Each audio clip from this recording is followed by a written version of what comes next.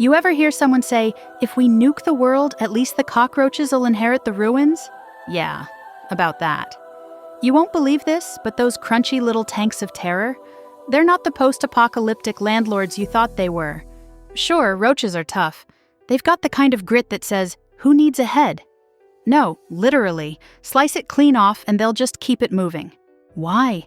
Their blood clots at the neck like it's clocking out early.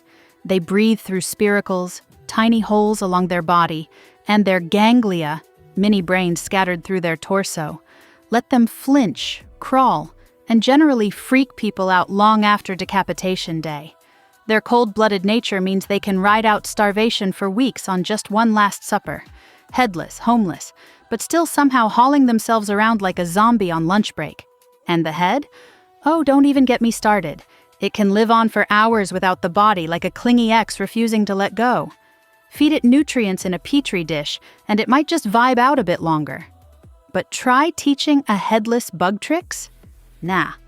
According to arthropod whisperer Nick Strausfeld, once you start removing pieces, the learning curve nosedives into oblivion. Now, about that nuclear war scenario you were low-key romanticizing, plot twist, roaches ain't built like that. Sure, some were spotted shuffling through Hiroshima's ashes, looking like they just stumbled out of a Fallout side quest. But hey, humans were found alive there too.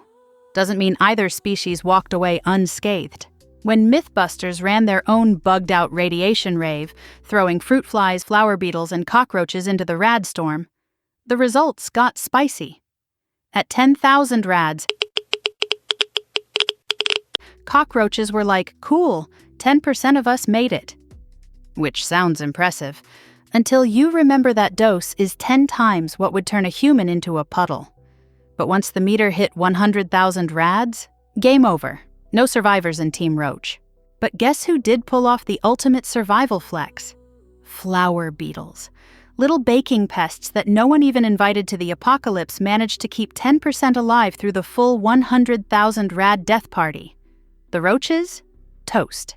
Here's the kicker. Nobody checked if those irradiated survivors could even reproduce.